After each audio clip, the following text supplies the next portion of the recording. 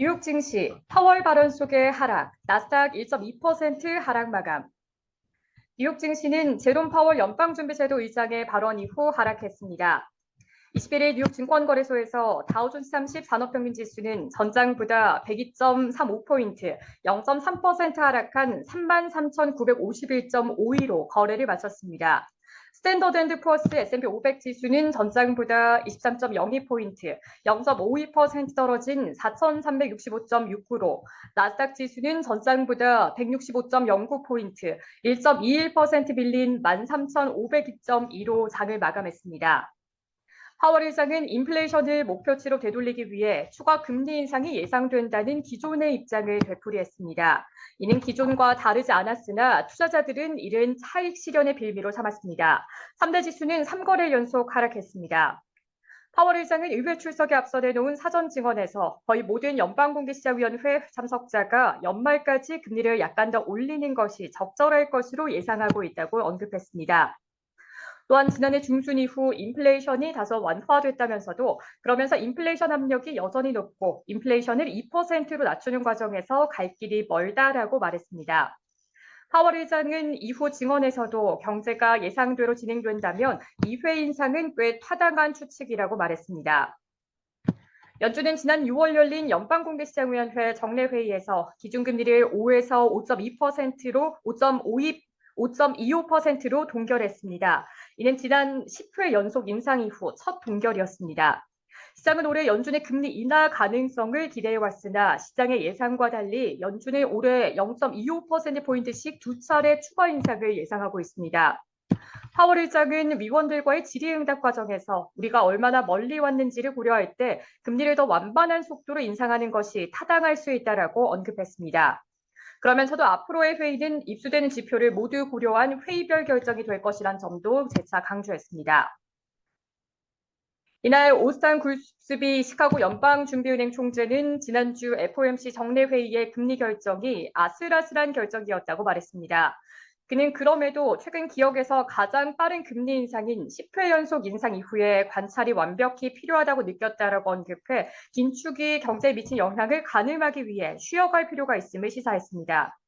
이날 국채금리는 파월 의장의 발언에 초반 강세를 보였다가 마감 시점에 보합 수준으로 떨어졌습니다. 달러화의 가치도 하락했습니다.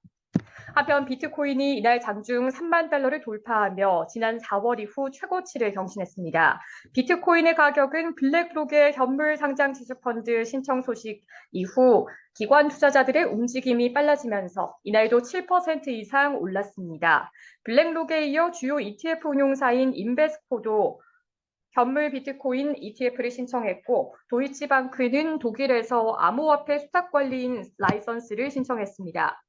찰스 슈왑과 시타델 증권, 피델리티 디지털 에셋 등이 지원하는 새로운 가상화폐 거래소 EDX 마켓츠가 론칭했다는 소식도 나왔습니다. S&P 500 지수 내 기술과 통신, 임의소비재와 부동산 관련주가 하락하고 에너지와 유틸리티, 산업과 필수 소비재 관련주가 상승했습니다. 아마존의 주가는 미 연방거래위원회가 아마존의 프라임 구독 서비스와 관련해 소송을 제기했다는 소식이 나온 가운데 0.8%가량 하락했습니다. 인텔의 주가는 투자자 회의에 대한 실망감에 6% 하락했습니다. 페덱스의 주가는 실적 발표에서 예상보다 순이익은 증가했으나 매출이 예상보다 부진했다는 소식에 2% 이상 하락했습니다. 테슬라의 주가는 바클레이즈가 투자 의견을 비중 확대해서 동일 비중으로 내렸다는 소식이 나온 가운데 5% 이상 하락했습니다. 이는 지난 4월 20일 이후 가장 큰 폭의 하락세입니다. 바클레이즈는 지금은 주식을 매도해 이익을 실현해야 할 때라고 조언했습니다. 클라우드 서비스 업체 마이크로 스트래터지의 주가는 비트코인 반등에 5% 이상 올랐습니다. 회사는 비트코인에 투자해온 기업 중 한 곳입니다. 뉴욕 증시 전문가들은 7월 25일에서 26일 FOMC 회의까지 시간이 많이 남은 만큼 지표를 좀 더 지켜봐야 할 것이라면서도 고용이 크게 악화하지 않는다면 추가 인상을 염두에 둬야 할 것이라고 말했습니다. 트레이드 스테이션의 데이비드 러셀 시장 분석 부사장은 파월이 높은 인플레이션을 강조하면서도 물가가 내려갈 것이라고 언급하며 매파와 비둘기파 사이에 줄다리기를 했다고 평가했습니다. 그는 결국 한 달 이상의 지표를 평가할 기회를 가질 수 있다는 점에서 당국자들은 모든 가능성을 열어둘 것이라면서도 고용시장이 크게 둔화하지 않는다면 연준 내 매파를 만족시키기 위해 7월에 0.25%포인트 금리 인상을 예상해야 할 것이라고 말했습니다. 시카고 상품거래소 패드워치에 따르면 연방기금 금리선물시장에서 마감 시점 연준이 7월 회의에서 금리를 동결할 가능성은 28.1%를, 금리를 0.25%포인트 인상할 가능성은 71.9%에 달했습니다. 시카고 옵션거래소 변동성 지수는 전장보다 0.68포인트, 4.9% 하락한 13.2를 기록했습니다.